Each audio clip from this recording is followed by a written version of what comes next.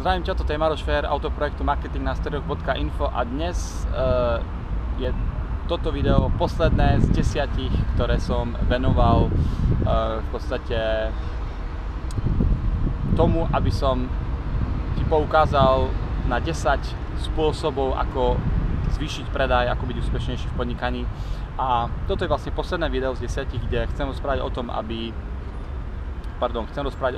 aké dôležité je mať silnú marketingovú dietu, byť na silnej marketingovej diete. A čo tým myslím? Myslím tým niekoľko bodov a musel som si ich napísať, aby som ich nezabudol úplne presne. Je ich len niekoľko. Prvý z nich je, že sa treba zbaviť toho, čo v tvojom biznise nefunguje. Samozrejme, je to jednoduché povedať, ale úplne čo iné vlastne uviesť do praxe. Všetky tvoje možno letáky, brožúrky, ktoré máš a tak ďalej, ktoré akoby ti neprinášajú výsledky, ktoré by si chcel mať, tak je treba sa ich zbaviť a zmeniť to. Prísť s nejakými novými nápadmi. To znamená, vymyslieť nové letáky, nové nápady, vymyslieť nový marketingový plán a nebáť sa v podstate toho ísť do nových vecí, pretože to je jediná spôsob, ako sa posunúť vpred, je skúšať nové veci a vymýšľať nové veci.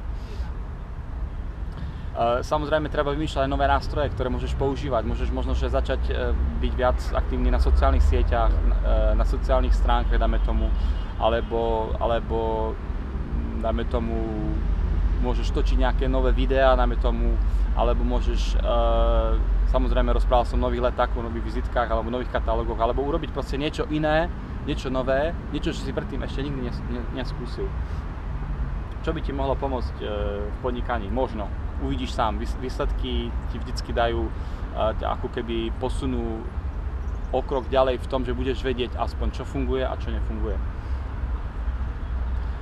Samozrejme, ako náhle máš nejaké výsledky, tak sa treba na to zamerať. Treba sa zamerať na to, čo funguje a na to vlastne stavať a na to vlastne budovať.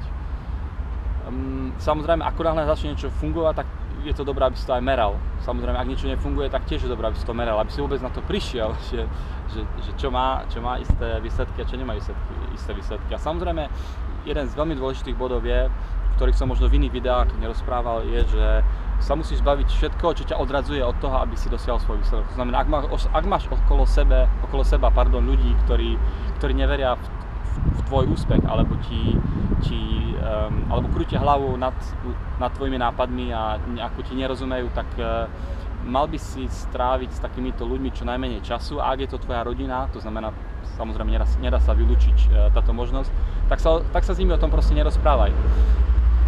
Samozrejme, ak je celá tvoja rodina proti, manželka, deti a tak ďalej, o tom možno nejakom inom videu, ale každopádne, ak máš proste ľudí, s ktorými sa bavíš o svojom podnikaní a ti nerozumejú, alebo ti ako keby nechcú ťa podporovať, nechápu ťa a myslia si, že celý tvoj nápad je proste blbosť, tak by si mal s takýmito ľuďmi stráviť menej času a viac stráviť času s ľuďmi, ktorí ti pomáhajú a ktorí nachádzajú cesty, ktoré by ti mohli pomôcť. Že majú nápady, možno nejaké myšlienky, ktoré by ti mohli v tvojom podnikaní pomôcť. Toľko zatiaľ odo mňa. Viac na mojom článku, na mojom blogu, samozrejme, link je pod týmto videom, klikni na link, dostane sa môj článok a píšem tam o ďalších typoch, ktoré by ti pomôžu v tom, aby si zmenil svoju dietu. Čau, to je Maroš Fér, autor projektu marketingnastrojov.info. Nech sa ti darí, čau.